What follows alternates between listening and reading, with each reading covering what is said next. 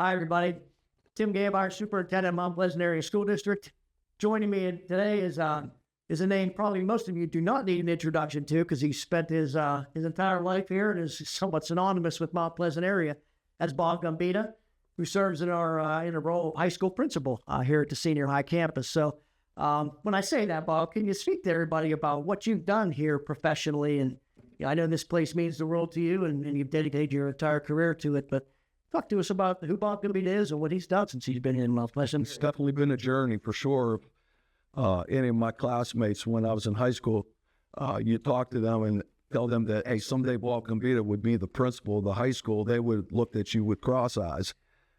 But the reality of it is I bleed red, white, and blue for sure. And, I've been here my whole career. I was a student here. I started out about 15 years in the classroom. I was a social studies teacher. Started out in the junior high, moved to the high school. Love teaching, love everything about it. Had an opportunity to move into administration at mid-career, and I started out as the junior high principal. I started as assistant principal. Then I moved to the high school or junior high principal position for a couple of years. Then moved to the high school, and I don't know if it's so much about the job. It's the kids and the people that are here to make it special. And I've enjoyed every minute I've been here. I can't say enough about Mount Pleasant Area School District, Mount Pleasant community, and what it's meant for me and my family. Absolutely. Absolutely.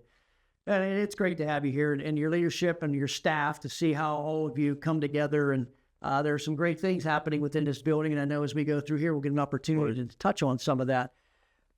In the summertime, there's a lot happening, and especially at the junior senior high school campus, because this is a hub of activity, and it never stops. Right. So could you talk to some folks about some things that are happening around here? Because when you leave in May and you come back in August, a lot has taken place that some folks really don't know. Can you talk a little bit about what's been happening around here? Yeah, I made some notes concerning that. There's so much that this is only the tip of the iceberg. Dr. Gabire, this summer is unprecedented with the amount of work that's been going on here. For starters, the tennis courts, if you drive by, they're almost done. They're being resurfaced. The junior high gym, the surface has been sanded down and is in the process of getting a new paint job. Painting within the building has been ongoing throughout the summer. We've had a great purging this off season, as you know, clean out many of the storage areas, making better use of our space that we have. Teachers' rooms have been moved and returned to a department concept within the hallways. This will allow for more collaboration and sharing of resources. With that came a lot of moving of furniture, materials that the teachers had. We have new furniture in several rooms within the building, replacing outdated and broken items that have been here since the renovation. There's also been an initiative to replace and accurately indicate room signage. When students return, they will definitely feel a difference within the senior high and the junior high hallways and classrooms. So a lot going on about just the tip of the iceberg. Yeah, it really is, because I know even on this campus we're looking at the driveway between here and the bus garage. What are we going to do with that to try to make improvements of that? We're looking at the field down below the high school football field, which is what the junior varsity baseball field. Yes. We have an area down there as you go further into the outfield that has a sewer line 40 feet underground that has had some issues, and we're trying to figure out how to fix that. And we're going to have some core drilling taking place probably there. So it's a busy place, a lot happening without a doubt. And all the coordination you and district offices have with the road project and, some of the intricacies that are involving there. So, a lot of stuff that people don't necessarily see on a daily basis. Correct. And nor do they. We just want to make sure that we address it so that when they come here, there's everything is as comfortable as it could be for them. For sure. Nothing to worry about. So we have welcome back nights, and that's been a tradition here for a long time, and it's an exciting evening. When folks come here on the 21st, what could they expect at welcome back night when they come to junior, senior high? Yeah, we've definitely built a structure to that over the years, and it'll be more of the same. Welcome back night will start with information distribution in the junior high gym, information about services, clubs, activities. Our lunch program will all be available to our students and parents. Students then will run through their schedules. Students have already had that opportunity at the end of school year, but it's another opportunity to meet their teachers, see what kind of materials they'll need for the first day of school. At the end of the night, there will be a presentation for new students and incoming freshmen, things that they'll need to know as they navigate their next 4 years here with us. Yeah, that's an exciting night, and I know, as you said, whether it's nutrition or DMJ, I mean, there's so many things. St. Vincent Prevention, a lot of opportunities for folks to learn what's happening, and plus just the general excitement. Students are coming back to school. It's a chance to see their friends and get familiar with the building, and it's a nice step. The nice thing about it too, they may feel overwhelmed that night with the amount of information to get. We clarify a lot of things when we get in that first week of school through our class meetings that we have with the students. Absolutely. So I know from working with you over the summer that there are a lot of things that you're planning as far as initiatives when the 24-25 school year come. And as I look back at the 23-24 school year, boy, what your staff and yourself, your departmental teams, how you've taken on data to action and really done some tremendous things. And to see the staff starting to embrace that process, which truly makes a tremendous impact on student learning and what have you. Can you talk maybe about that and any other initiatives you may have for the 24-25 school year? And again, I just listed a few things I think maybe the community doesn't know or would be interested to know that these are things that we're doing for their children. Right off the bat with our staff, we have a number of initiatives that we're building off of from the 23-24 school year, all of which are centered around our school mission, which is to inspire and support student growth and development. With that said, we'll continue our work with the data to action process, looking at student work and planning for improvement within our own instruction. This year, we'll focus primarily on modern teaching methods, combining Bloom's taxonomy with Webb's depth of knowledge, and focus assessment strategies that measure the student's level of mastery on standards. We'll also revisit with purpose our Move, Engage, Assess Every Student, Every Day initiative. We will recognize teachers who show achievement in those 3 areas throughout the year. For students, we recognize the need for help, and that should happen during the school day. While our after-school study group program has been successful, we feel that we needed something more. We are creating a learning resource center, which will be available to students in the library throughout every period of the day. Our motto is simple, WIN, and that stands for whatever I need.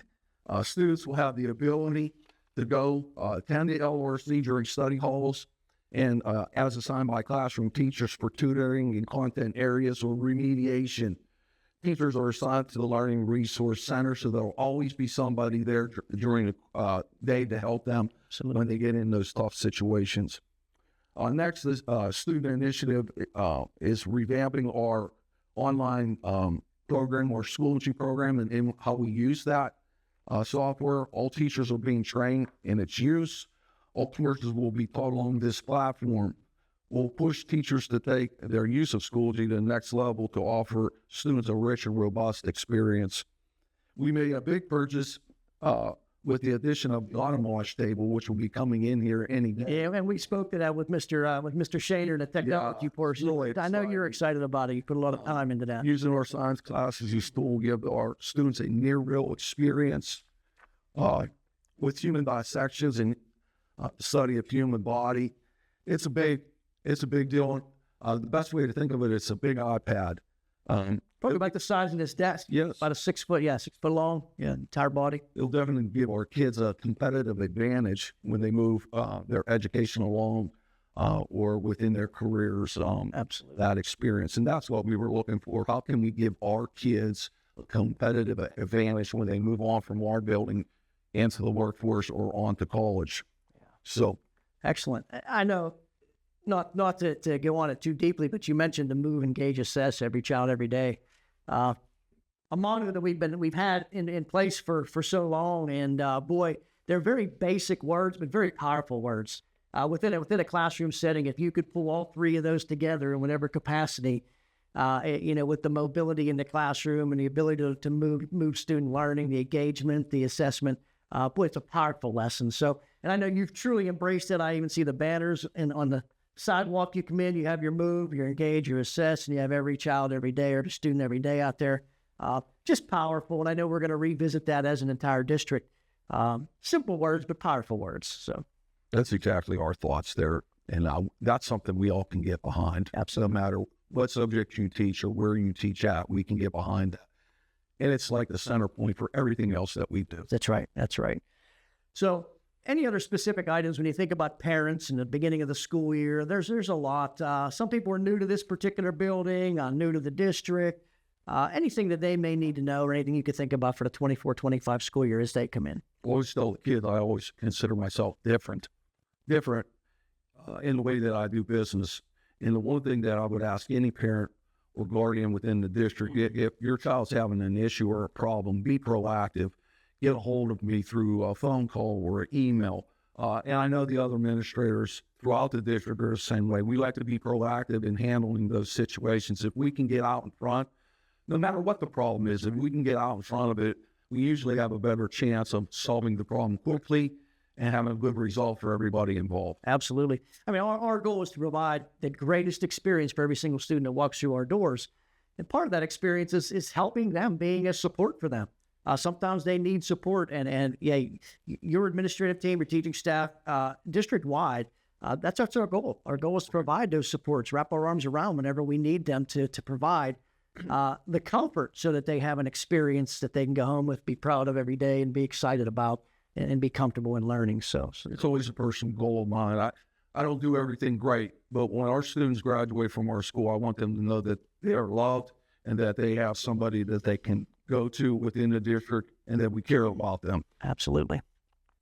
Mr. Gumby, before we leave here today, anything else at all on your mind you want to share with folks? We're just looking for a positive, safe school year, and sky's the limit for us. And we're going to push every kid in this school to be at their very best every day when they're here. Well, thank you for the conversation, Mr. Gumby. I appreciate it. And thank you for everybody out there for joining us today. Have a great day.